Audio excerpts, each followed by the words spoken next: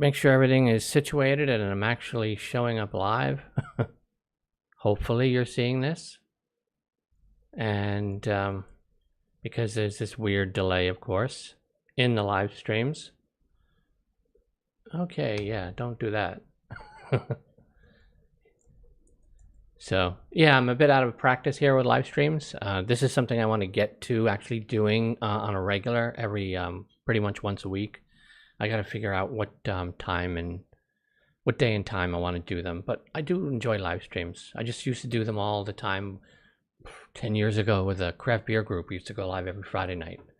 And they were fun, and I missed doing the live thing. But anyway, I am Charles. This is my sort of booktube channel. I talk about books, literature, what I'm reading. I also cover any kind of like TV or movies that are like based on books. So things like Rings of Power, House of the Dragon, all that kind of stuff. And so I figured I would just kind of talk a little bit about a few different things that I've been kind of reading and watching.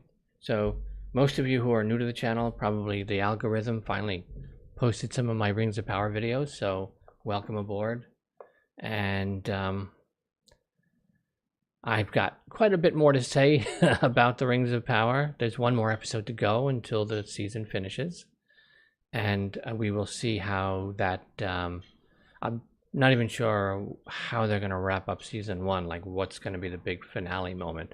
I really, really hope it's not the Balrog waking up, like Durin's Bane, if you will. I really hope that that's not the case, because it's sort of the year 1000 in the Second Age in the show, based upon the general events that are happening now with this sort of, I guess we got an origin story for Mordor as a place. It's a bit weird, a bit bizarre, but let's just run with it. So that puts us at about the year 1000. Now, the Balrog, in sleeping in the bottom of Khazad-dûm, the dwarves wake up when they're digging too deep for Mithril. But that happens 1980 years into the Third Age. So if this is year 1000, that's like an event that doesn't take place for another 4,500 years. So I really hope that that's not going to be happening in the season finale, even though they kind of made it look like we're going to be getting that, because they did actually show us a woken up Balrog underneath where they've been digging. So I know they were crunching down 3,500 years or so of the Second Age into a short time period, but I didn't know they were going to be taking a couple of thousand years past into the Third Age and just lumping that in here. So I really hope that that's just more of an Easter egg for just all the book readers who are aware of Durin's Bane coming later. But with this show, you never know. But anyway, before I get into anything like Rings of Power or House of Dragon or anything else, my last live stream I did a couple of months ago, I actually went over my thoughts on the Disney Plus MCU TV shows from WandaVision through Moon Knight at the time. So I figured before I get into any other topics, I would just kind of give my quick thoughts on the introduction of Matthew Murdock, Daredevil, officially into the MCU in She-Hulk episode 8. Now, if I had to pick a favorite character from the actual comic books, and I was a prolific comic book reader of Marvel back in the 80s, so that's my top 5, top 10 list would be an 80s inspired list. So I see some questions coming in from Raphael. I'll be getting to those in just a moment. I just want to give my quick thoughts on the introduction of Daredevil into MCU, and then on to Rings of Power we will go. So Daredevil is probably my favorite character from the comic books. Daredevil, followed by Scott Summers, and then a couple of others.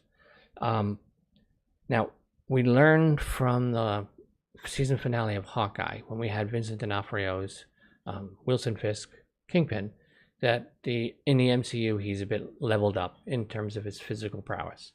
So I understood that once we got Daredevil, Daredevil would be leveled up as well. That they wouldn't be able to present him as grounded and down to earth in terms of realistic physical abilities, as real life physical abilities as they could make, as they did in the Netflix show. because the Netflix show was very down to earth, they kept it as real as possible, and they did like basically downscale some of Daredevil's physical abilities from the comic books for that show. So what we're going to be getting here in the MCU is probably a little bit more in terms of comic book accurate physical ability from Daredevil. And I think what they did with his introduction in the She-Hulk episode 8 was an opportunity for them to give us a glimpse of this more leveled up Daredevil that the MCU is going to have.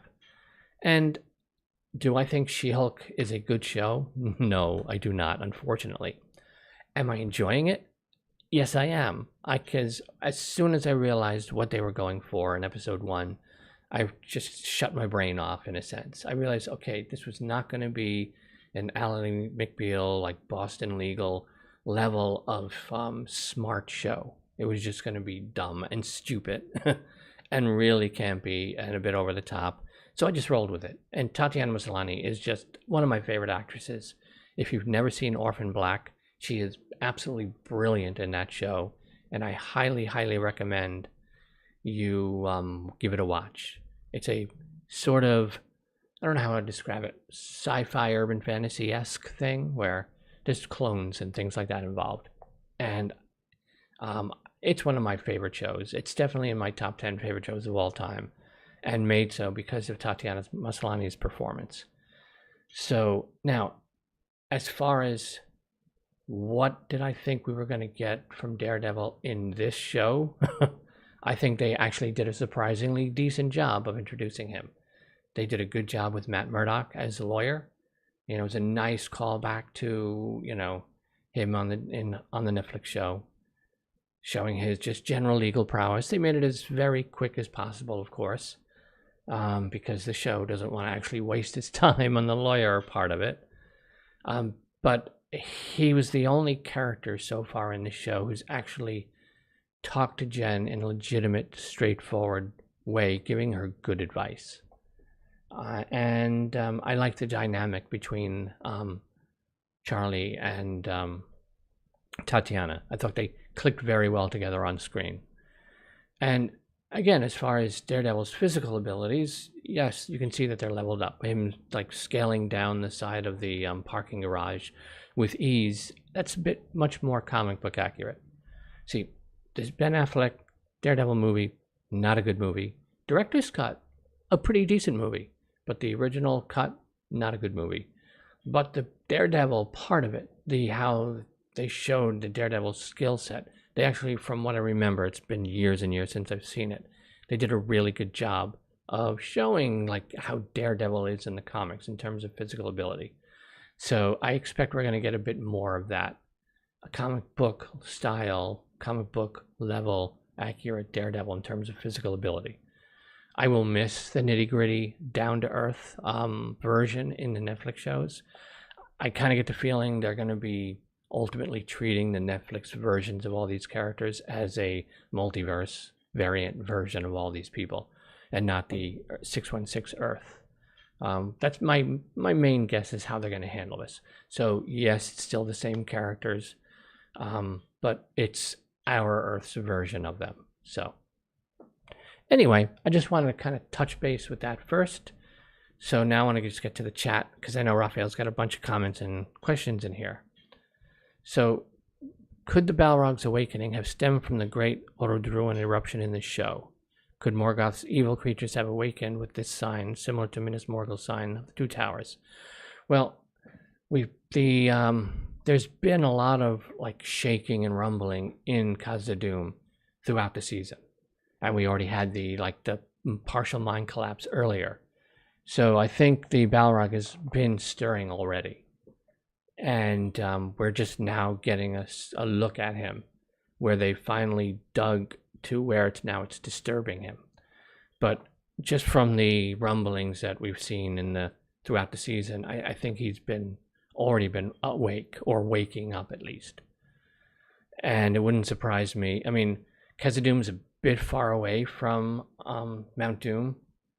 It's pretty significant distance, but you know, that kind of eruption, you would feel you would feel it to a degree, even as far away as Khazad-dûm, I imagine, and especially down deep in the earth where the Balrog is.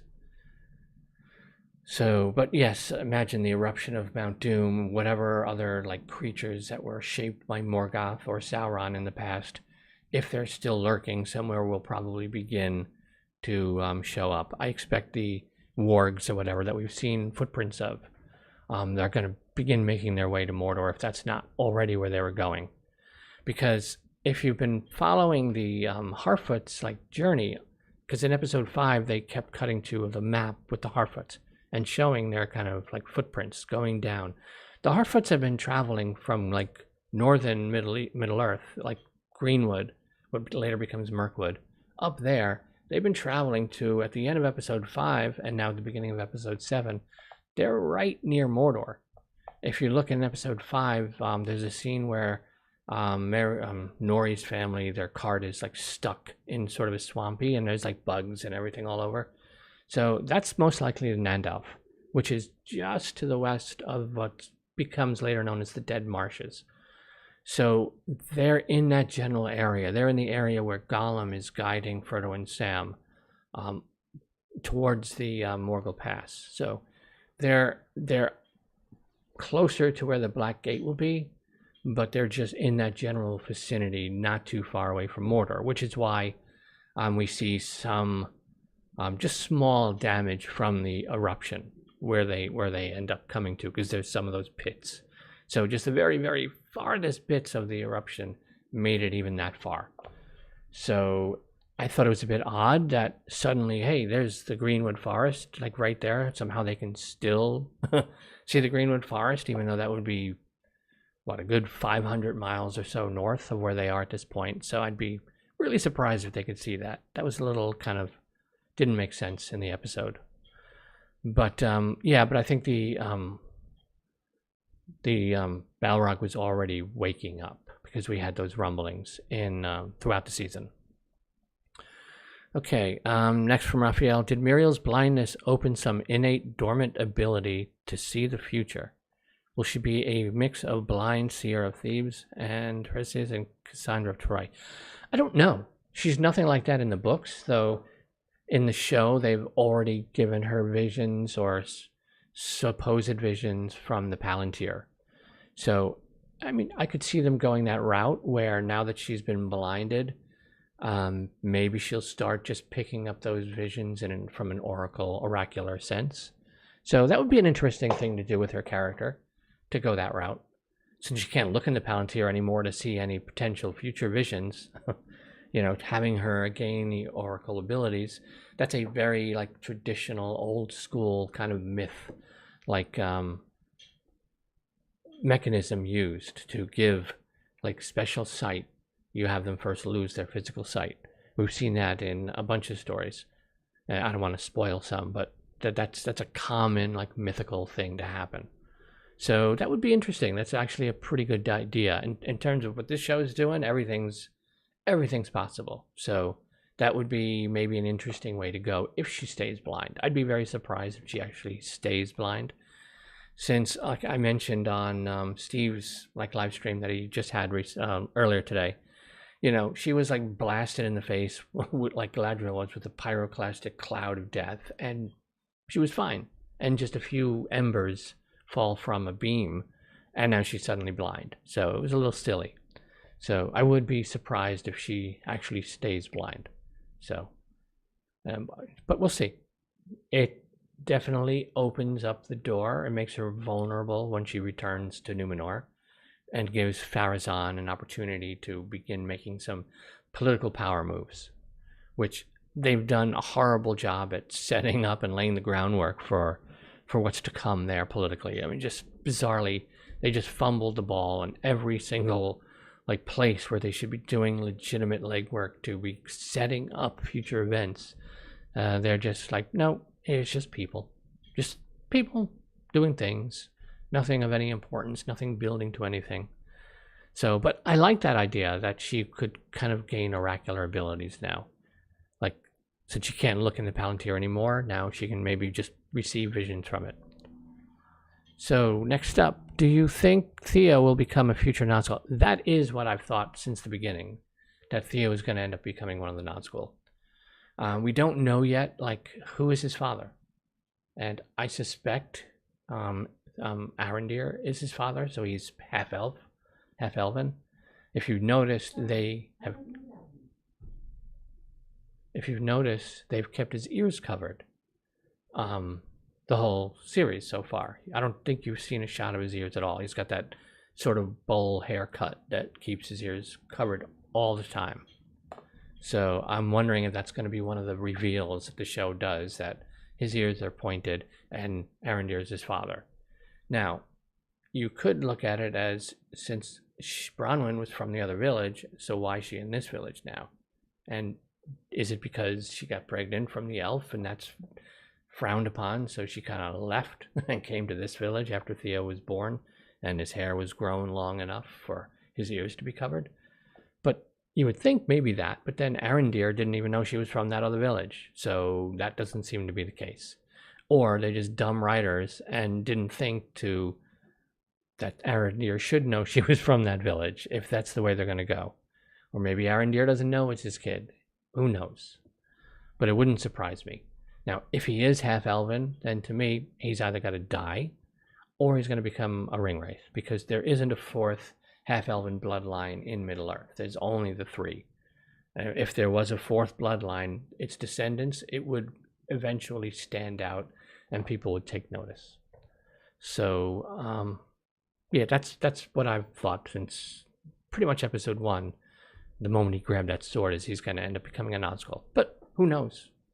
I have no idea what the show is going to do. That would make sense. So the odds that the show is going to make sense don't look good right now, but we'll see.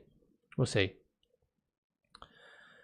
And so next up from Raphael, and I appreciate all the comments and questions, Raphael. Thank you very much. Blindness will have a political impact on Numenor as the people's support grows for Al-Farazan, who will be seen as the best to rule the island and replace the disabled queen. Yes. So that's what I alluded to earlier. That is actually a good mechanism to have for this show, to have Farazan begin making his power move, making his move. And because it doesn't make any sense if you look at the structure of Numenor. Like, Muriel is the queen regent because her father is still alive, so technically he's still the king. But there is no way she wouldn't be married at this point, because she needs to have an heir. So if the king was still the king and still healthy and still ruling, even if he was a bit more of a secluded, like caught up in his studies and everything, but he'd be healthy, then she would have a little more leeway and a little more time. But at this stage, with an ailing king and she's the de facto ruler, you know, the fact that she isn't married yet, just politically, that would kind of have to happen at this point.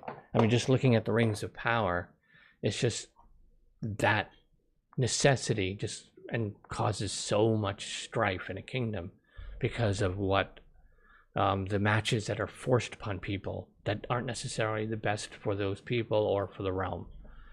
So, but yes, I do think it's a perfect mechanism to begin finally getting to the politics that they should have been doing since episode 3. Because Farazan is a really fascinating character, and he's, again, been completely wasted so far in this show.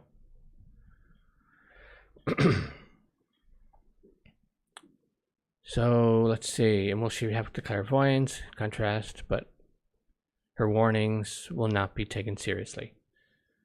Well, and this is the other thing, too. It's like she has these warnings, and she's kept them from everybody, as far as I know.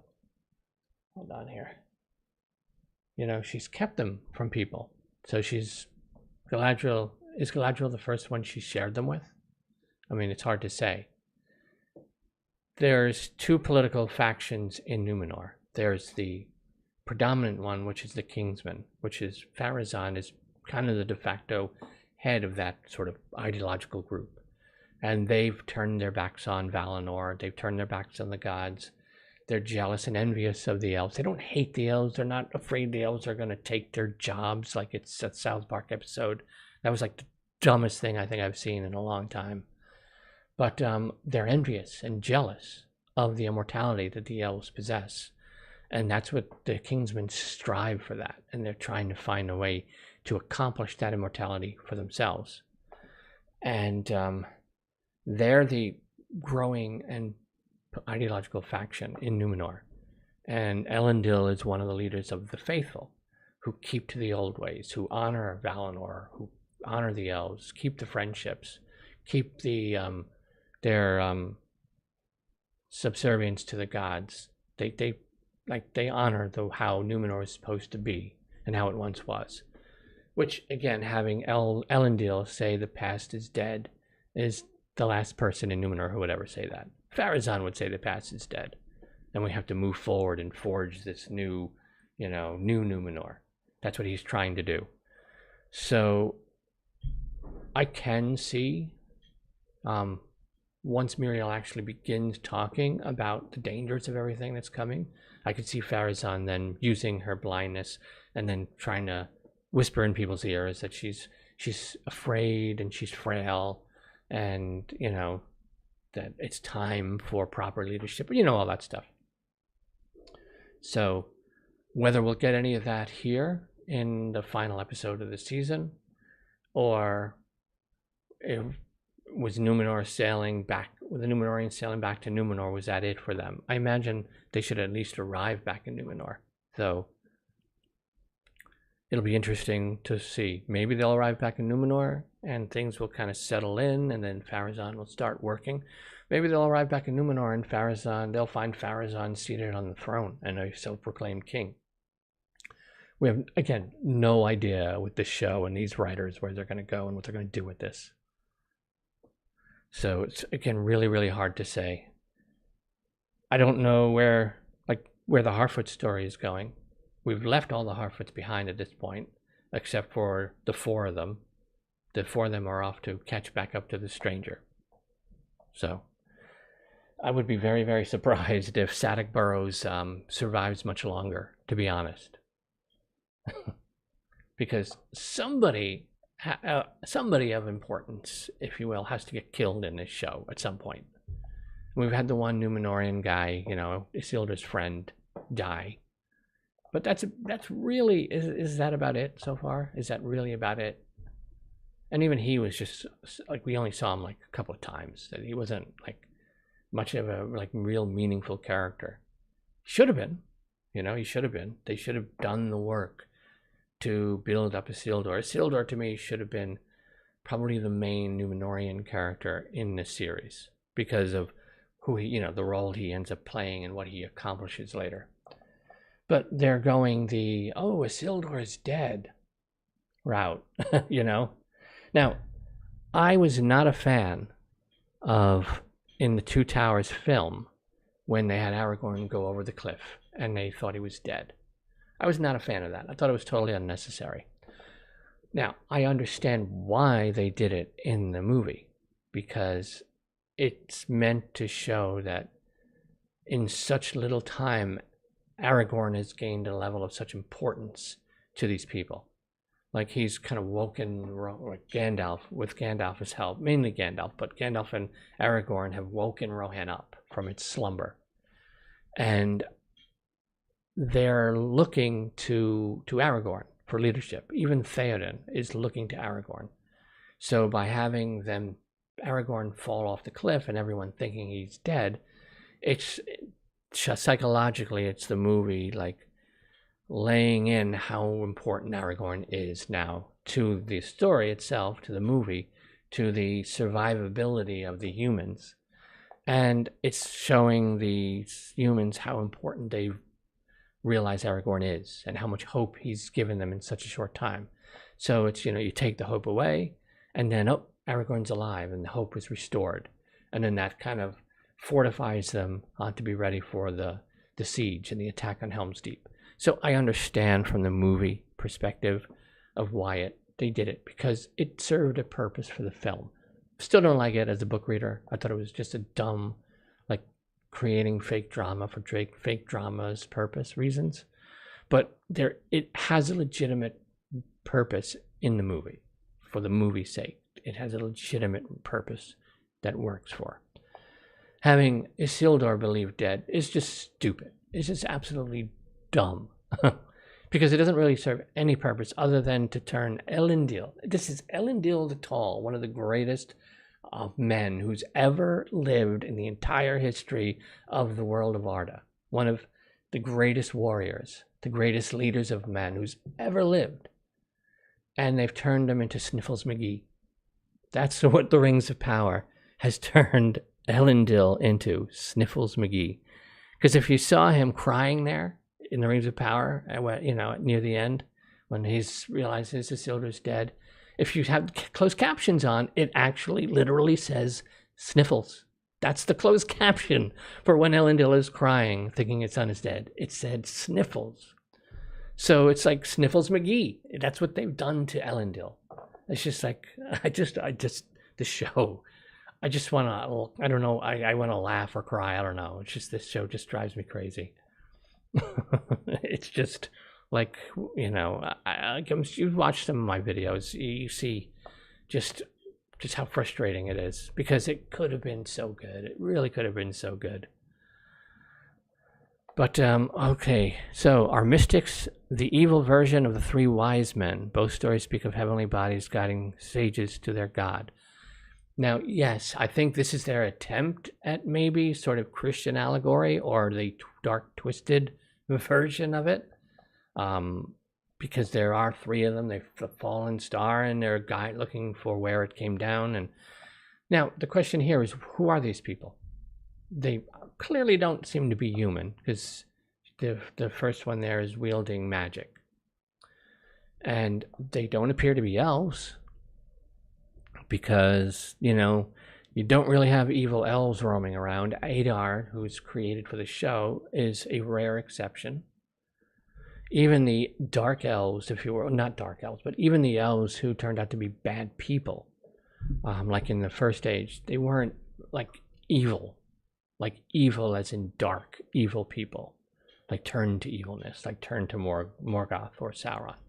They were just weak people, and they were just weak and bad, but not like evil from an evil standpoint. But so if they're not elves that have been sort of corrupted, there seem to be some weird like priestess cult, which is kind of bizarre for Tolkien, but does in a sense foreshadow some of what happens in Numenor later. So maybe these characters will be here this whole series, and they'll find their way to Numenor and like help, like begin their corruption of their society later. But yes, it does have that sort of magi, or feel to it, where they're following the star and looking for their savior, because you assume they're looking for Sauron, and the assumption from their perspective is Meteor Man, the stranger, to them is probably Sauron, because who else other than Sauron would drop out of the sky in a ball of fire? Now, Meteor Man, stranger's not Sauron, so, but it makes sense in the show's context that they would think he is, and so they're looking for him. Which means, though, if they're not elves, they're clearly not human, they're not hobbits, they're not dwarves, and so if they're not elves, and they don't appear to be, then they have to be Maya. So, which means they're angelic beings who have fallen into darkness, like Sauron. Sauron's a Maya, Gandalf is a Maya, the Balrogs are Maya. So you're either a elf, dwarf, human, or one of the gods, pretty much, or you're a Maya. You're this sort of lower angelic beings. So, which is interesting. So, which means there could sort of be like dark wizards in a sense. So, I could see the show inventing, like if 5 good wizards came to Middle Earth sent by the Valar, you could see the share of like dark wizards being sent by Sauron, perhaps, or just his disciples of his looking for him. So, yeah, but again, they don't seem to speak, so maybe they will at some point. And I don't really know like where they're going to go with these characters. Like once they catch up to the stranger, they're going to realize, okay, he's not Sauron. So are they just going to leave? Are they going to try to kill him? Is the stranger going to kill them? Or are they just going to vanish like they vanished in this last episode? and then continue their search. So it's really hard to say. So, but I do think they were going for that sort of three wise men, but evil wise men vibe. And so shouldn't Numenor be the mental and physical pinnacle of humanity? Because in the series, they don't seem to be the extraordinary human beings, just ordinary people. Yes. Okay. Numenor is meant to be man at his peak of existence, peak of accomplishment, peak of civilization.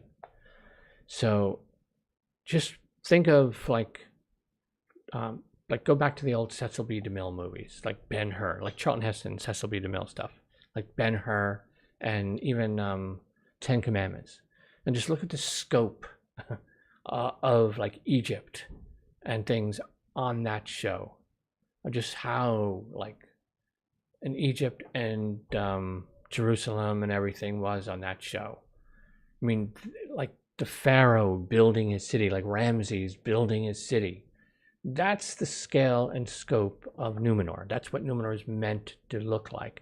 Not necessarily, it's not meant to look like Egypt, but it's meant to have that grandeur, that scope.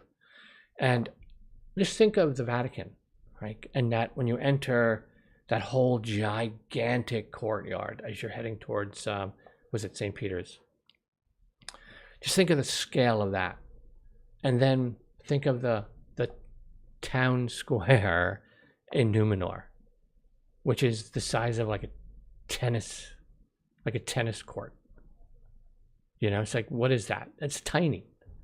It's like you'd play tennis there or volleyball. That's about as big as that courtyard, that town square is. This is not like where the cultural heartbeat. It should be a grand, gigantic space.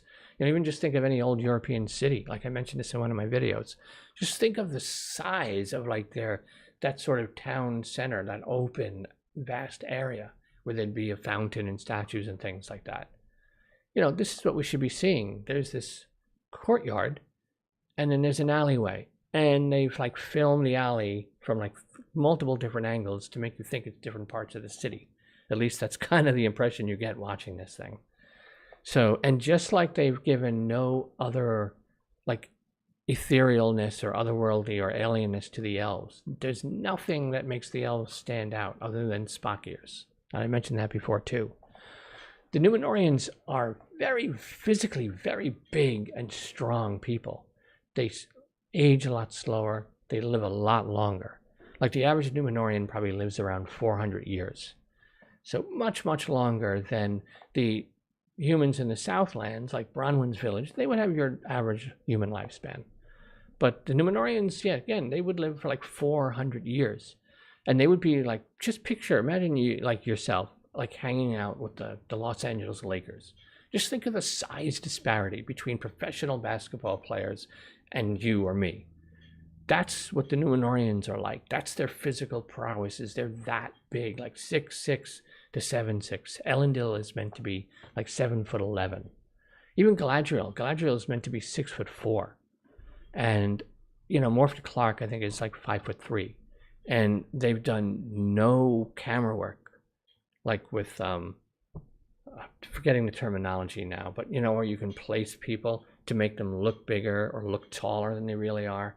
They've done no work. So you can see in some scenes that she's clearly tiny.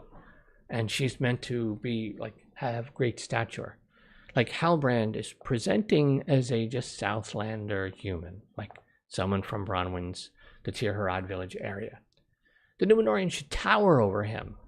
Like, if he was cornered in an alley in Numenor by 4 Numenorians, he would get his ass beat easily and handily by 4 Numenorians, because they would be so much bigger than him.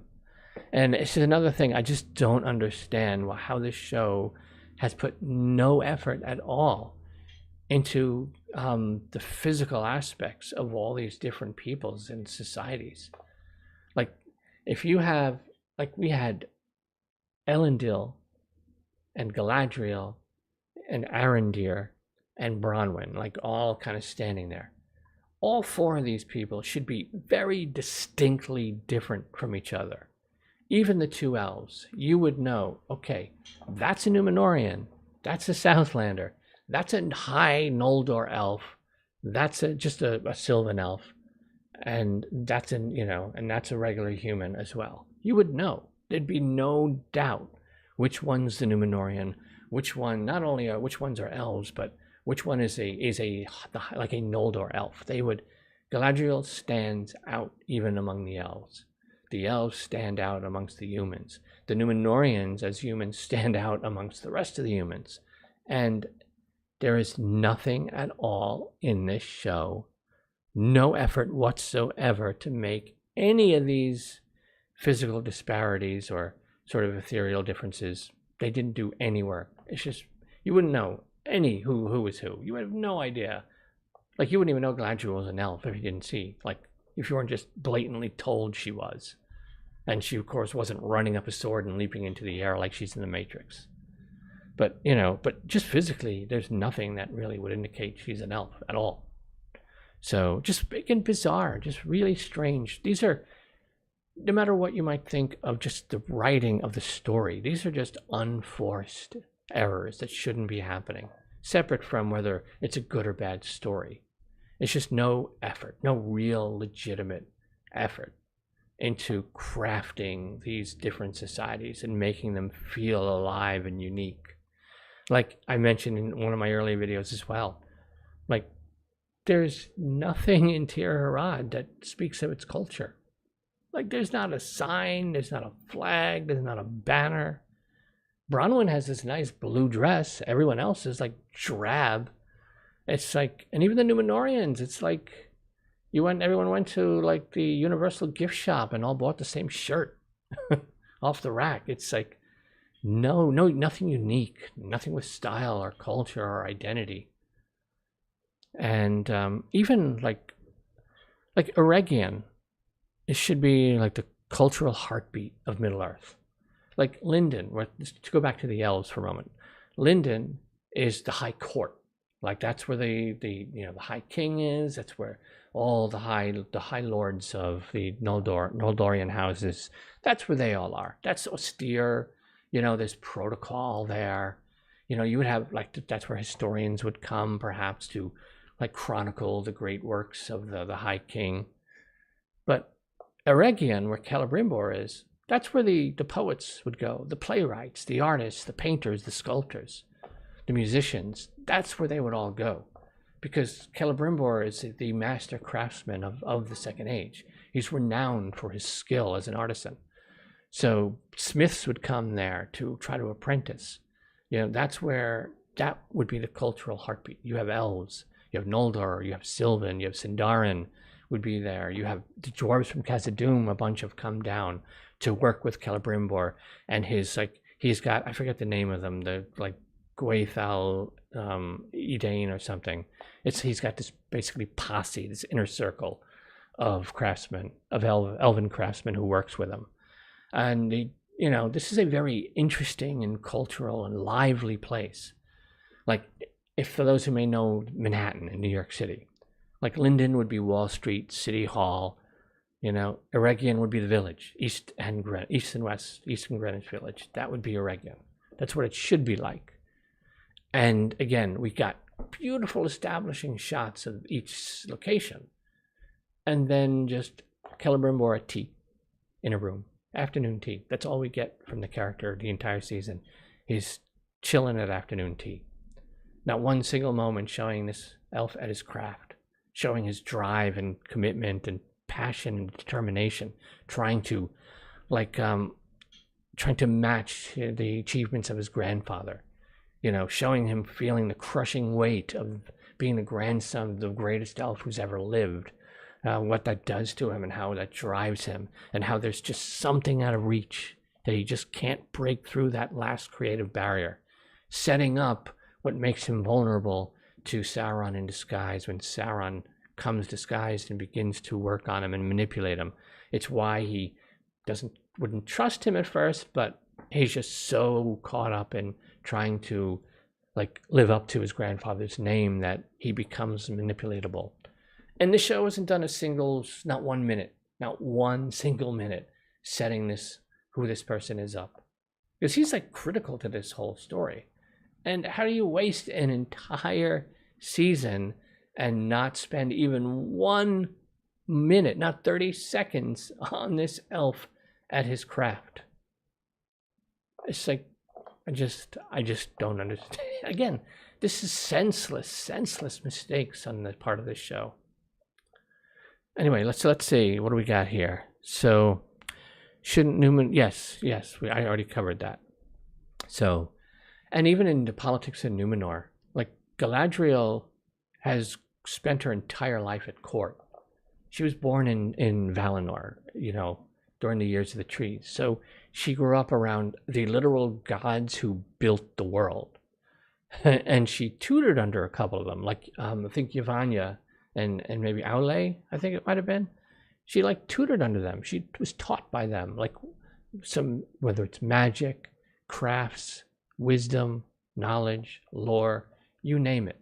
She was tutored by some of the gods who created the entire world. And in the first age, and her grandfather, I'm pretty sure it was her grandfather, Finwë, was the first High King of the Noldor. So she lived in and around court. And in the first age, she spent a lot of time in the kingdom of Doriath in Beleriand, at the court of, I think, Thingol and Queen Melian. And she was, again, tutored there by Melian. That Melian is the one who taught her how to make lembas. So Galadriel has spent her entire life at court. So when she walks into the throne room of Numenor, Galadriel would understand what to say, how to act, how to speak to a queen. She'd be really quickly sizing up the feel of the people in that room and picking up on the different ideological and political dynamics in play. She's very, very, very smart and very savvy. But this shows Galadriel is just angry fisticuff, and everyone must bow down and do as she commands immediately. She has no time for anybody, no time for and it's like, no. It's like, this is a very, very skilled, very, very experienced person by the second age. She knows her stuff.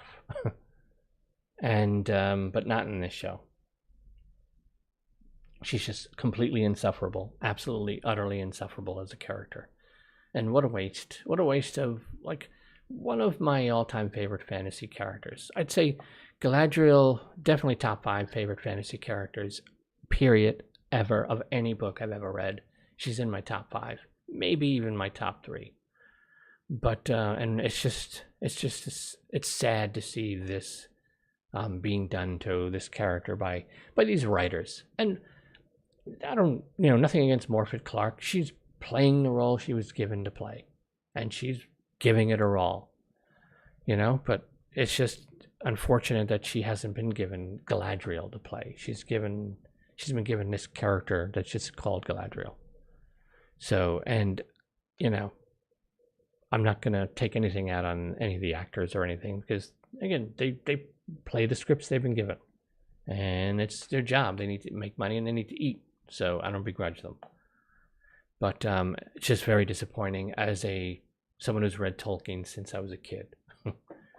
So I have always wanted to see the story of the Silmarils, but now, no. Give it to an anime studio and let them do an anime, but not, just an animated version of Fëanor and his oath and the whole Silmarils. Love to see that. I think a proper studio that knows what they're doing could do a great animated version of it. But live action, if this is the kind of stuff we're going to be getting, no, don't. I don't want. I don't want it at this point. So hopefully somewhere in the future, probably long after I'm gone, someone will get the rights to all this stuff and do it justice again, live action. So, but maybe we'll get a miracle for season 2. Maybe they'll actually figure out what they should be doing. Just, again, the basics. Just get the basics right, and you can work on getting a better story. But just fix the basics. Fix the simple, basic things that shouldn't even be broken in the first place.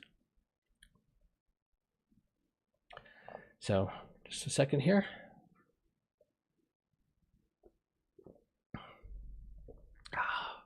for anyone who's a beer fan, this is the I don't know if you can see this because there's of course a stupid delay in the YouTube. This is Arrogant Bastard. It's an American strong ale. This is my desert island beer. I think my favorite beer in the world, and probably I consider the best beer on the planet, is the St. Bernardus Abbot 12. That's a Belgian quad. This is a very different kind of beer than that, but this is my desert island beer. Anyway, back to the content. So I'm curious as to what they're going to do with Isildur. So he's obviously been left behind. There's still a Númenórean garrison. Now, did they set that garrison place up before they charged down into Tirharad? Or is this something that they've managed to set up really fast after the eruption of Mordor?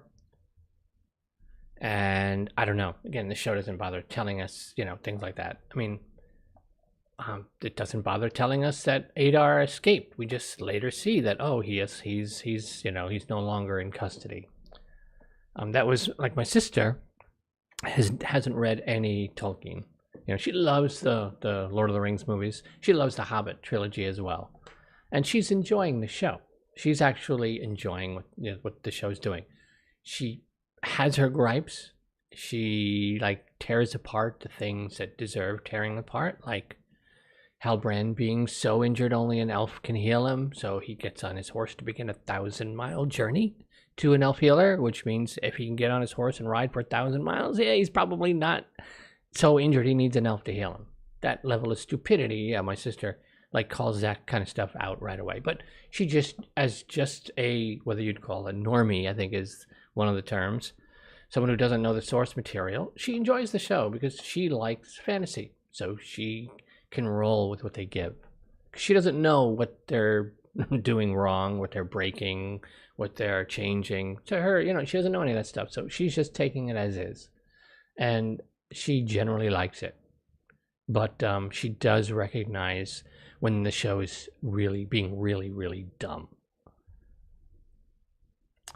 So, but again, Steve was saying in his hangout earlier tonight, I don't really see how a long-term standing Tolkien reader who's been reading Tolkien their whole life, I don't see how they could actually like this show. So, but again, if you are a big Tolkien reader and you like the show, more power to you. I don't begrudge what people enjoy in terms of books or shows. I mean, it's such a subjective thing. I'm not going to tell someone they're not allowed to like something. I just think it's god awful. And I'm looking forward to it being over. I don't really know where they're going to end it. Outside of the Balrog waking up for the Khazad-dûm plotline, where are they going with anything? I mean, are we just going to forget about the people of Tirharad until the Númenóreans come back sometime in season 2? I mean, Isildur is left behind. I mean, he's obviously not dead.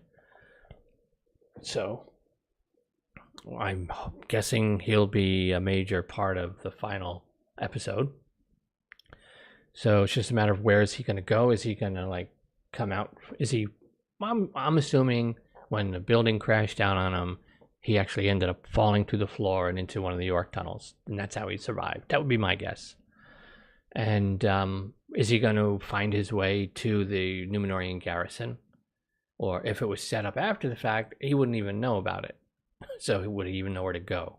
I imagine if he sees no one around, he'll head back to the river to see if they're still there.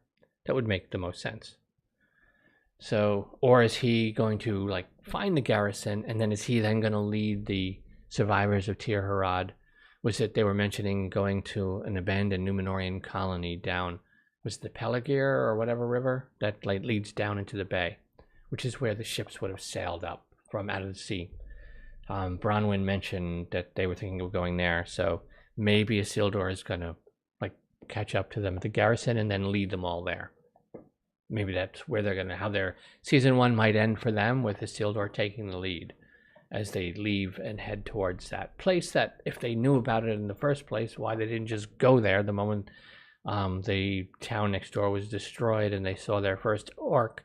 They should have just all hightailed it out of there and gone to this Numenorian, abandoned Numenorian like city that they all knew existed, apparently.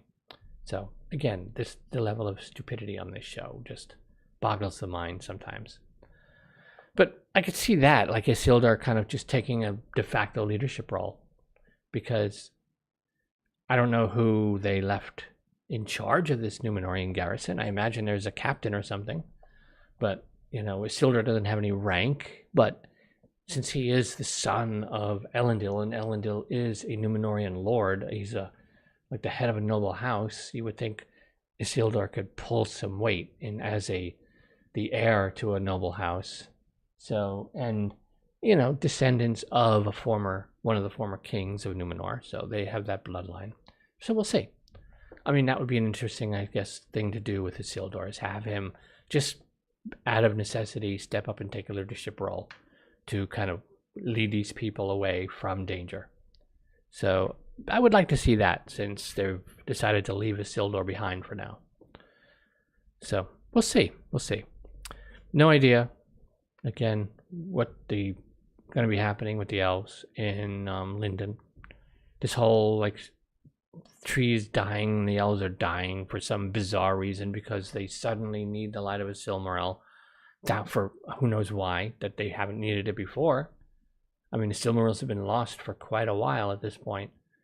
So, and if the Mithril had the light of the Silmaril in it, and Elrond like showed it to Celebrimbor, I mean, Celebrimbor would have shanked Elrond, taken that Silmaril light, and he would have gone in there and tried to kill every last dwarf to get his hands on every ounce of Silmaril infused mithril he could get his hands on. I mean, I imagine the curse of Feanor's Oath still hangs even over Celebrimbor at this point, and it hangs over the Noldor elves in general. So you're not going to give them, hey, there's a giant pile of Silmaril light, and have none of them react, and have them go, oh, shucks, they won't let us have some. No, they would go and they would take it. That oath would end up working on them and compelling them, and some of them would go on a rampage, like they did in the first age, because that oath hasn't run its course yet, fully. It's just kind of on hold. It really isn't until the rings is destroyed, and that power of the rings themselves begins to finally fade, and it's Galadriel returning home to Valinor at the end of the Third Age that I think finally closes out the chapter of Feanor and his everything that's Feanor impacted over the whole course of the Noldor elves. I mean, technically Celeborn follows a little later, but I think Galadriel returning to Valinor there at the end, when the Fourth Age begins, is really the closing chapter into Feanor and his oath that finally ends that whole long, arduous tale. So, but again, we are thousands and thousands and thousands and thousands of years earlier than that. So, like I said, about year 1000 in Numenor.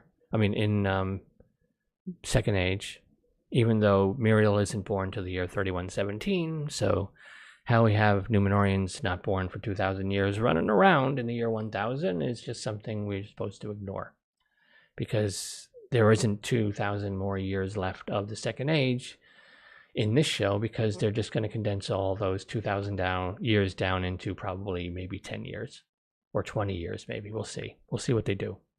But there's a lot to squeeze in. I mean, you have, again, the eventual forging of the rings. You have Sauron waging war across Middle-earth. You have the eventual fall of Numenor, the building of Osgiliath and Minas Ithil and Minas Arnor, and the founding of Gondor in the south. Elendil founding the kingdom of Arnor in the north. So a lot has to happen before we get anywhere near the War of the Last Alliance. I mean, there's so much that happens. Hell, just humbling of Sauron and his being captured and taken to Numenor, and where he then just like corrupts Numenor from within. Are they even going to do that in the show? Are they even going to do that? I have no idea if they might just skip that. Who knows? I'm not sure how they're going to handle that. Because for a show that is 5 seasons, they've wasted an entire season already. Because other than Mount Doom erupting, not much has actually really happened in this season. That's about it. Mount Doom has erupted. And I don't know that anything of actual real significance other than that has happened in this show. That's the only needle that's been moved in any realistic way. And now 20% of the show after next week is done. So we'll see. If they're going to go all the way through to the War of the Last Alliance and like Isildur cutting the ring from Sauron's finger and taking it for himself, they're going to go all the way up to that. I mean, that's a lot of ground to cover. A lot of ground to cover. And they have, like, one season is almost done and they haven't even taken their second step. They've taken half a step even at this point.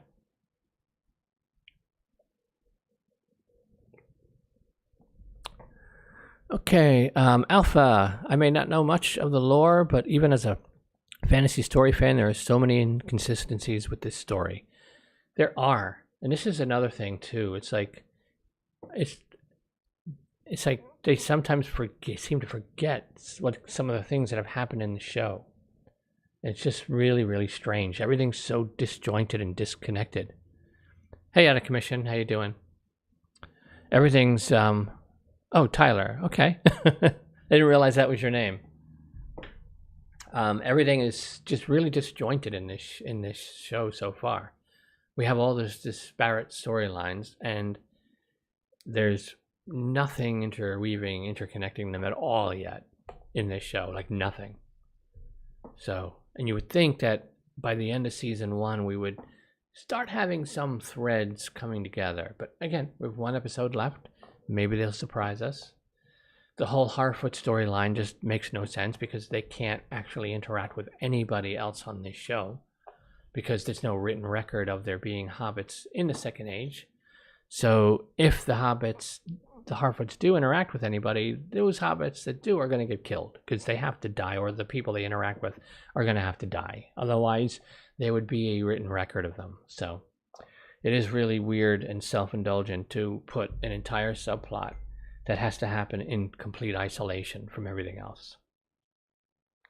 I mean, I suppose the stranger would be the bridge where we follow the stranger with the Harfoots, and then he eventually ends up interacting with a different part of this story, but they can't.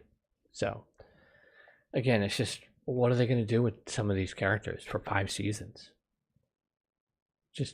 I mean, the Harfoots, all they're going to do is migrate back and forth, north and south each season. So there's not going to be any much variety to their storyline because they're just nomadic people moving with the seasons. Not a lot to do there, especially since they can't get involved in the big doings of the age. Oh, you haven't watched any of it? Well, yeah, that's you from the videos you've probably seen, you're not really missing a lot. I mean, it's worth watching in a sense just for the sheer spectacle of like watching a show just be impossibly bad. Especially compared to House of the Dragon, which they're doing such a good job on that show. Because that's another one where it has its logistical challenges, that show, that story. But they're handling it very, very well. It's not easy to do time jumps per episode. Like to be jumping through years. And they even did like a 10-year jump between one of the episodes. But they're managing to do it in just a smart enough and organic enough way that they don't like overtly tell you, here's what's changed, here's what's changed, here's what's changed. It's just organically, like you figure things out. They drop in, okay, through casual conversation, how long it's been since someone's seen someone last, and then you can figure out like the passage of time. And Rings of Power can't get any sense of time correct in this show. Like there's none of these storylines feel like they're moving in sync in terms of how long events are taking. Now, the Harfoots story, clearly, I mean, they've traveled from northern Middle Earth to like probably just a little south of the Lonely Mountain. They're probably up in that general part of Middle Earth to now where they're all the way down just outside or just northwest of Mordor. So they've covered a substantial amount of ground. I mean, this is a multiple months long journey on foot. And because they're not taking any roads, they're traveling like through rough terrain to stay out of sight. Like if you go back to the Fellowship of the Ring, the book, it takes Aragorn 6 days to guide the hobbits from the town of Bree just to Weathertop, because they're going through, you know, very rough terrain where it's off-road. So 6 days just to go that distance on the map, because they're hobbits, and the hobbits can only move so fast, and they're not used to this stuff. Now the Harfoots, this is their lifestyle, so they'd have a quicker pace than Frodo and Sam and Merry and Pippin did, because they're a nomadic people here in the Second Age, so they have the skill to maneuver. But it would still be slow going, especially since they're lugging these big like wagons around, and they don't have like what you would call it. What do you call those types like animals? There's a term for like workhorse animals. I know there's a name for them. I can't think of it off the moment. Like drudge horses or something, whatever that term is. So it would take them months and months to travel the amount of distance they've traveled in season 1. But does it feel like it's been months and months with Galadriel in Numenor? Did they feel like the Numenor part of the story has been months long? It doesn't. It feels like they were in Numenor for a weekend, and then they took another weekend to sail to Middle-earth. But clearly it has to have been a couple of months. Again, Galadriel's gone from the eastern part of the world to the western part of the world, all the way back to the eastern part of the world. So, I mean, traveling one end of the globe to the other, back and forth, that takes some time, especially if you're swimming part of it. So, but they've done a really bad job, because imagine, it's been months for the Harfoots migrating south, which means it has to have been months for Galadriel to like go all the way up north, to come back to Lindon, to go almost to Valinor, yeet herself into the ocean, end up on the raft, end up in Numenor for who knows how long, and then sail back to Middle-earth, and then ride on horseback to Mordor. And in all of that time, the orcs, who destroyed the very next town over from Tir Harad in episode 1, again, a half a day's casual walk, haven't managed to move to Tir Harad in that entire time. They haven't been able to move one village over in their assault and attack and takeover of this land. The Harfoots have traveled half of Middle-earth. Galadriel's gone from one end of the world to the other and back. And the orcs haven't even made it one town. So they've really done a poor job of this. Again, these are continuity issues that shouldn't exist in this level of a show. And it just makes everything, again, because none of these storylines are connected in any way at all yet. And with the passage of time being so out of joint and out of whack, the whole show just feels disjointed and disconnected. And that said, I enjoy Prince Doran and Disa. I like their vibe. Now, Disa was skirting the line of treason in the most recent episode. She was just kind of walking up to that line and just stopping a little short of it. So she's going to get her man in trouble with the king if she like keeps pushing that. But I generally like them. They're my favorite part of the show. I think King Doran III, that's a proper Doran dwarf. That's a proper House of Doran Longbeard from Tolkien's world. That's what the dwarves should be like. Gimli, yes, Gimli had a little bit of comic relief in the Lord of the Rings movie, but it wasn't overt. I didn't like the just basically like Keystone Cops, Three Stooges level, like physical comedy of the dwarves in the Hobbit trilogy. To me, that's just way over the top and unnecessary. And while they do have a sense of humor and they have fun, they're not like comically goofy like they ended up being in that trilogy. So I like King Doran III. To me, that's the best depiction of a proper Longbeard of Middle Earth that we've had in quite a while. Prince Doran, I like him. I'm just waiting to see when he's going to step up and be a bit stronger as a person. But we'll see. Again, but I'm enjoying. I wish we could have just seen Khazad-dûm. We got that one little glimpse of it again at the beginning, and we haven't really seen it. It's been just, again, this whole show is talking in rooms, and we get very little of the people and places where they live. We don't get hardly any of that in this show. And, imagine we were told we were going to see Khazad-dûm in all of its glory. Where is it? I want to see, how have we not, unless it's not built yet, possibly, maybe, I don't know, but the Great Hall where Balin's tomb is, in the Fellowship of the Ring, where is that? I want to see that chamber alive with people and celebrations and people living and enjoying. We've seen it dead. We've seen it a mausoleum. Show it to us alive. Show us the people, the dwarves living in this place, showing it being a living, breathing people and a society and a culture. Again, there's like no culture in this show for any of these locations, any of these peoples. You really couldn't say what any of them are legitimately like to live in any of these places. Other than if you're in Tir Harad, you're going to be dirty, unless you're Bronwyn. And then you apparently have a secret dry cleaner who keeps your stuff spotless. Again, a dude's literal legs were burned off from the volcanic fire. And Bronwyn's dress is nearly, it's clean. Like she just put it on. A little smudge of ash on her neck, the tiniest bit. Legs burned off, a tiny bit of smudge. It's like... It's just,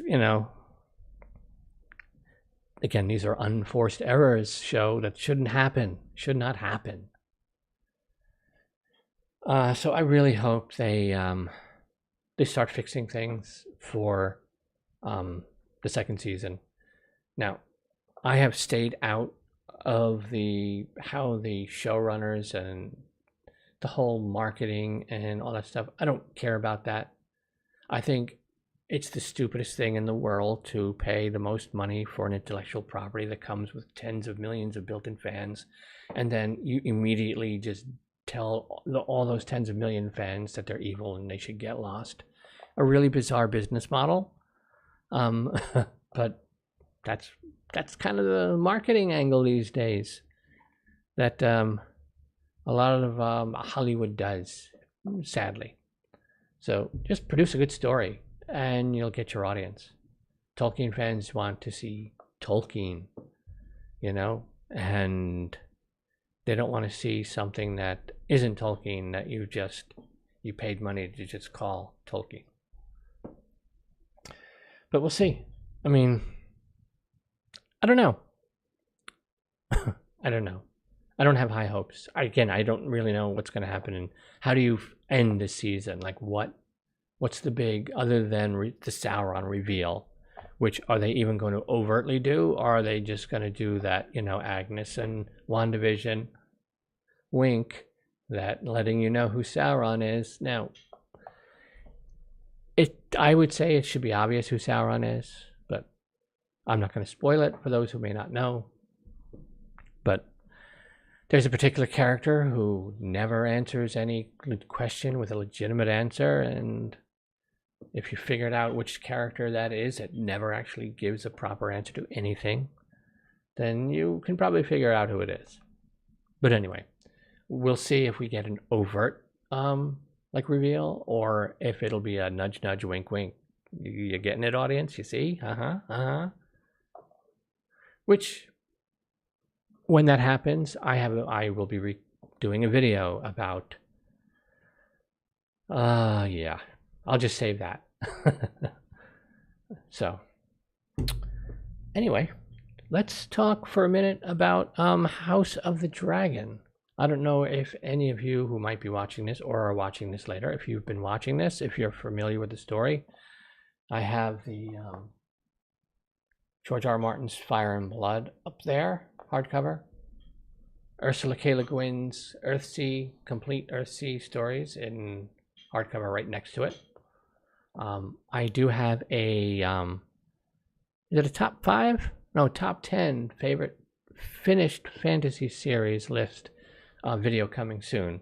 Because I realize I've done some of my favorite fantasy books, but I haven't actually, somehow in 5 years, I haven't done a favorite fantasy series video. So I am going to be filming that maybe tomorrow. So that's going to be coming up, where I give you my top 10 favorite finished fantasy series of all time. And I absolutely guarantee you that there will be a few things on there that you will obviously guess. And there will be a few things on there that you have probably never even heard of that are in my top 10 favorite finished fantasy series of all time that I absolutely love, and I should have been talking about a long time ago on this channel. So anyway, that's coming. But back to House of the Dragon.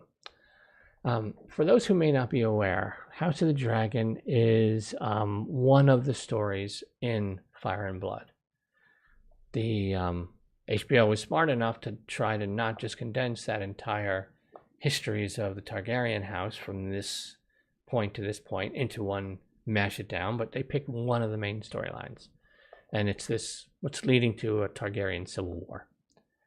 And the show has done a really, really good job, because it's just a very summarized version of events.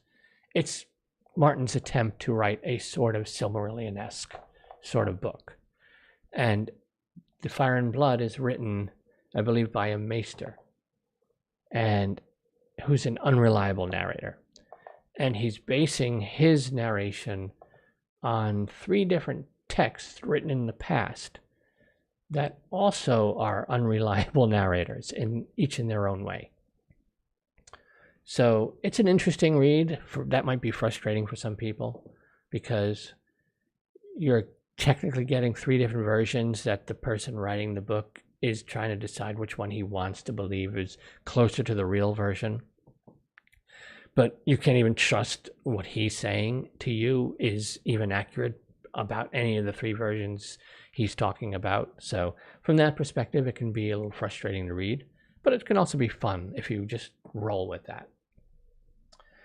And it's a very summarized set of events that follows the course of this eventual secession challenge and eventual war breaking out between the Greens and the Blacks, which the show did very, very well in a couple of episodes ago in doing the green reveal, with Queen Alicent coming into the wedding in her green dress, having put aside the black and red of House Targaryen, her husband's colors, and wearing her Hightower green.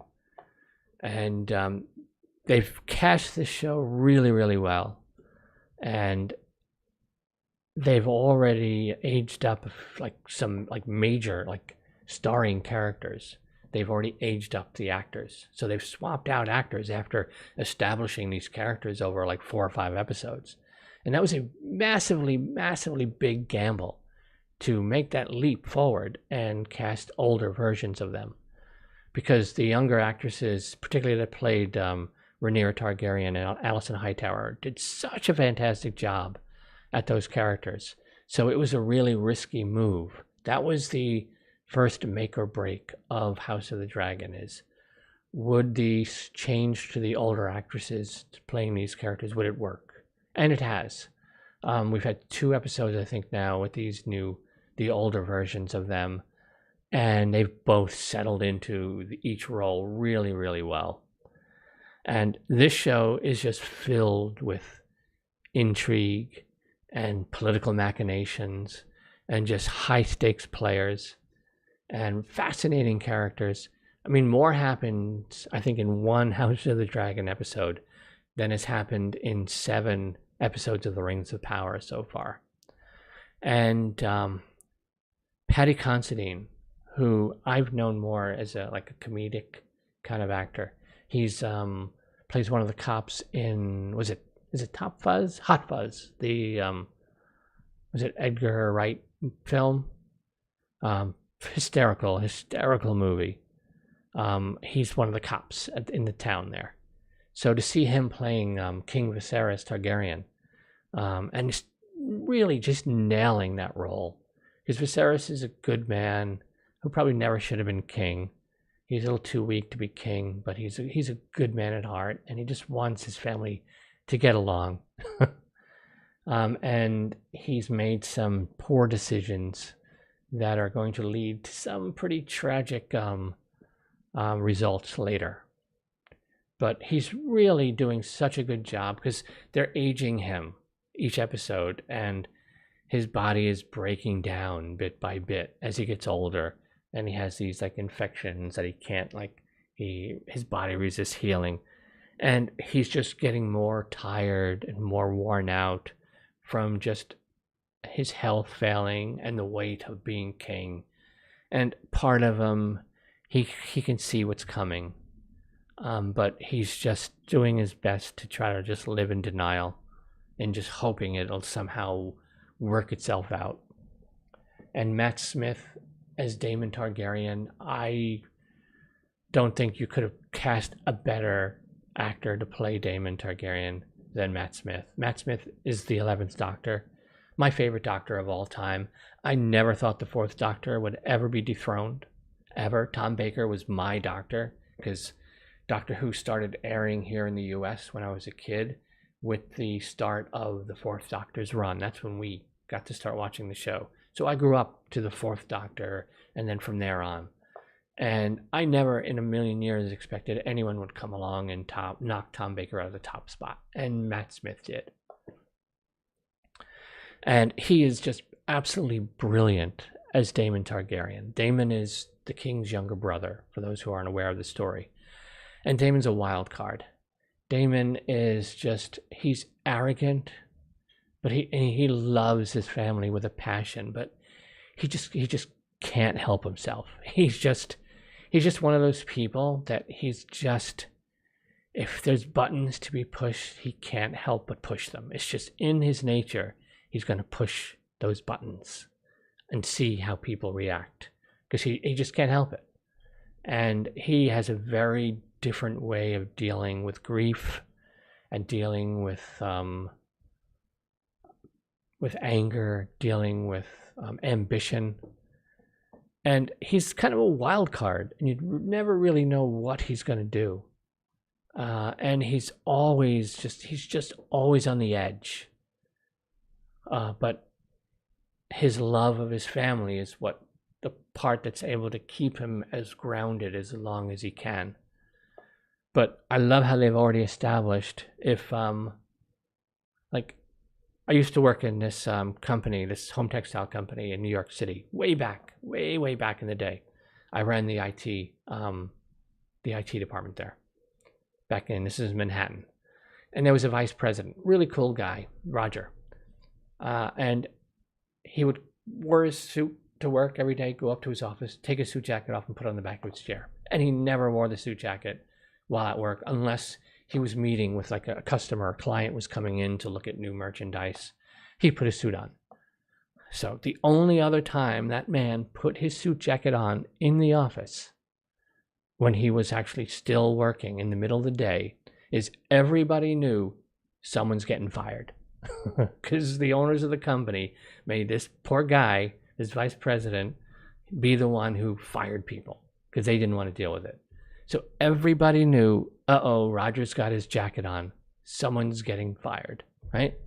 So in this show, whenever you see Daemon Targaryen wearing his hood with his hood up, someone's going to die. Someone's getting bodied, pretty much. That's like, you know, there's that like sort of Kermit with the hood on, like the evil dark wizard Kermit. That's Daemon. So they've already established this visual like thing with him where when Daemon's got his hood up, his body's going to drop. So it's a pretty, just a cool like little touch, visual touch that they've managed to establish so quickly in the show. And it's just a nice little character piece to just flesh out the character a little more. And it's a simple little thing, and it might come off as silly and stupid in a different show or in a different character, different actor, but it works for Daemon. It works for Daemon Targaryen, and Matt Smith just he's so good in this role. Because one of the reasons why he's my favorite Doctor, the 11th is my favorite Doctor, is his first face his face saw, like is a line he says he meets young Amelia Pond, who then he re-meets later when she's grown, when she's Amy Pond. So the very first person he interacts with after regenerating into the 11th Doctor is this like young girl, young Scottish girl. So that sort of gets imprinted on him. So the 11th Doctor has a part of his personality is very childlike and almost innocent, and there's that like sort of silliness to him. But he's also a Time Lord, and he's an ancient Time Lord, and he's able to just turn on the ancient Time Lord part of his personality on a dime, the actor Matt Smith. And he goes from sort of fun, playful Doctor to you feel the weight and power and burden of a Time Lord. And he's able to marry both of these aspects of the Doctor so perfectly together and make it so seamless when he needs to use either side of his personality. And you see the benefit of him playing the 11th Doctor has had on his playing Daemon Targaryen here, because he's now very experienced at playing a character who can kind of be a chameleon in a sense, and who can do things you're not expecting them to do, and you never really know how they're going to react in any given situation. And I'm just really enjoying it. It's a really good cast, really well written, really well acted. Now, it has a few more episodes to go, but if they stick the landing and end season 1 on a real solid note, it's going to have a lot of hype going into season 2, because this show has done a lot of work, and it carried a lot of baggage with how season 8 of Game of Thrones ended. And it's done an amazing job of winning back a lot of fans who were like, I'm done with Game of Thrones, I'm done with this world. And then if they didn't watch the first episode, they just saw the buzz online and people just talking about the show, and it's done really well. Now, you may say that, okay, you should hold off on recommending it to anyone until season 1 is finished and you see that they can close the season strong. So that's their next big challenge. And there's a couple of spots where they can end season 1. There's one particular thing that I have a feeling that's going to be the finale of season 1. And if it is, this is a brutal story. This is a brutal story. And it's barely even begun getting started in the stuff that goes down. And unlike The Lord of the Rings of Power, where season 1 is nothing's happened in season 1 except for Mordor erupting, this is very different. This is laying tons and tons of groundwork. It's doing all of the important work, putting all these pieces in place, like building this sort of tower that when the time comes, you just pull this one piece and it all just goes wild.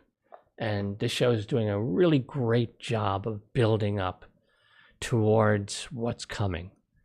and it's very impressive because they had a very sketchy, summarized version of events, not a fleshed out story, hardly any, maybe a couple of lines of dialogue written. That was it that they were given. It was just very summarized bullet points. And they're managing to, they got really good writers, really good directors, really good storytellers, really good casting, great costumes, and just the right actors who are just killing these roles. And what a just juxtaposition from Rings of Power. This is what Rings of Power should have and should be. It should keep you like whenever Daemon is on screen, you're on the edge, you're waiting. Like, what is going to happen with this man on screen? That's how compelling the writing is, and the character is, and even Matt Smith's acting is to playing this role. And there's not a single character so far in the Rings of Power in season 1 that like compels my attention when they're on screen. Like, nobody. Because nobody is who they're actually, none of these characters are what Tolkien wrote. Even Gil-galad, who on the surface looks to be the closest, but even this Gil-galad is like, he's a chump. It's like he sends Galadriel away even though he knows Galadriel's right. So it's like, that's just, that's stupid. And where's the spear? Where is this elven High King's spear? Like the most famous spear in the history of Middle-earth. Where is it? Now, is it maybe not forged yet? Maybe we'll get to see Celebrimbor actually work his craft and forge this famous spear for Gil-galad. Who knows? We'll see. But Beasts of Burden. Now, I know that's another term for it, but there is a different name. And it's something like drudge animal or something like that that I was thinking of. That's similar to Beast of Burden. But yeah, Beast of Burden is another terminology for what I was thinking of earlier. Are you a noob? Me? No. I've been reading for Tolkien. I've been reading Tolkien since I was in elementary school. So for a long, long time. And I've read all, as far as Song of Ice and Fire goes, I've read all 5 books multiple times at this point. I just finished Fire and Blood. And I'm actually working on what'll probably be a bit more long-form video series, podcasty video series on some of the Stark characters. I'm going to be doing a whole walkthrough of Arya Stark's journey through the Song of Ice and Fire books. I'm going to start with her and just walk through each of her chapters. I'm going to be doing a read-through of only the Arya chapters, and then when I'm making a video about based on each chapter and book and the journey she's taking, because she's going through this kind of deconstruction of Arya Stark and the breaking down of her to no longer being who she is, and then rebuilding back up into whatever she's going to become later. And then I'm going to do a similar like long-form study of like Bran, and then probably Jon. So that's going to be something that's starting in 2023. Because there's just so much to deep dive into.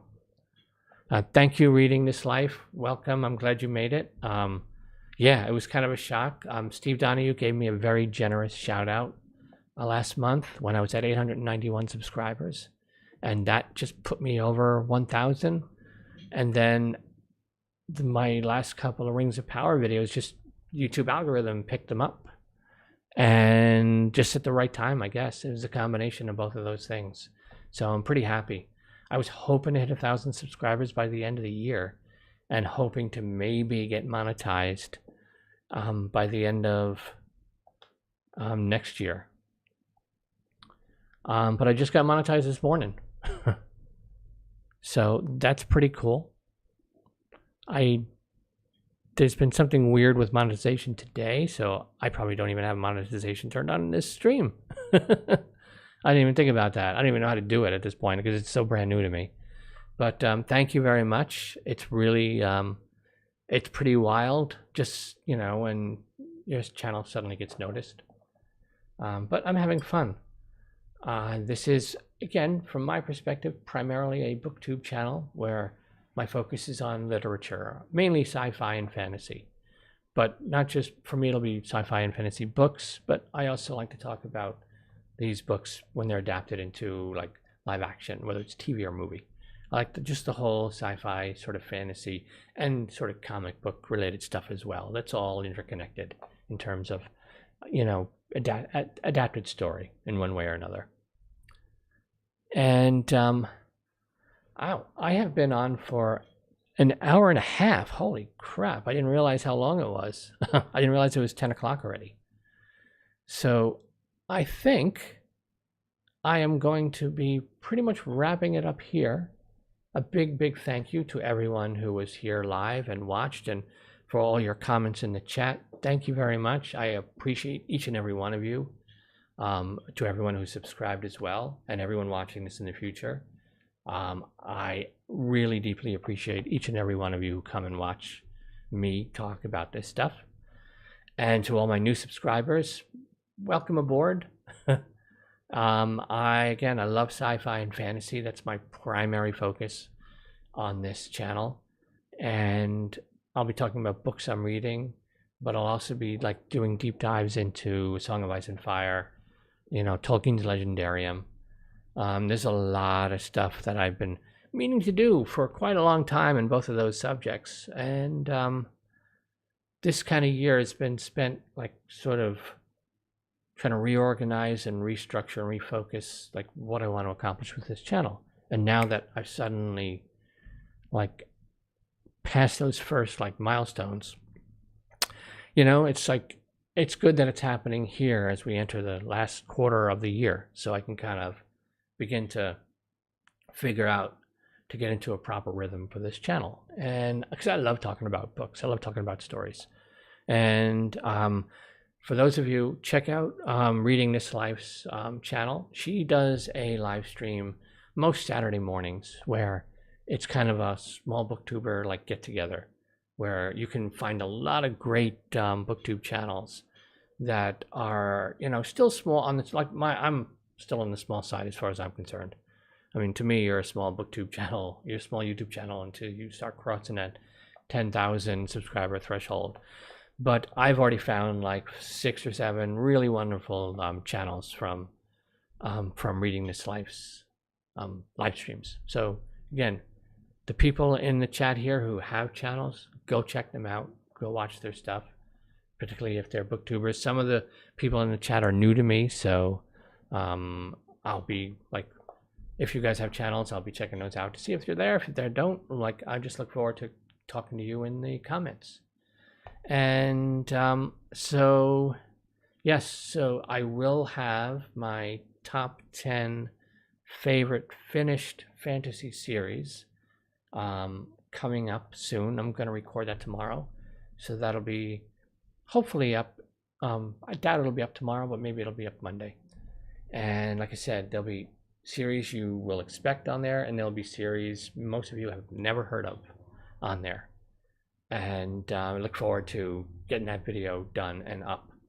And with that, before I just ramble incoherently, I bid you adieu, a good night. Enjoy your Saturday night. And to whoever is watching the replay of this, enjoy whatever day or night it happens to be as you're finishing up watching this video. Check out my Rings of Power playlist, my Song of Ice and Fire Game of Thrones playlist, my Malazan playlist, all that kind of stuff. The channel, like, subscribe, yada, yada, yada, all those things. Anyway, thank you. I'm going to go. I'm probably just going to chill, have another beer, and check out to see what everyone else is doing on YouTube tonight. With that, I am Charles of SirBookSage. Happy reading. And I probably should have remembered how to stop the stream before I actually got to the end. So, yeah. Bye.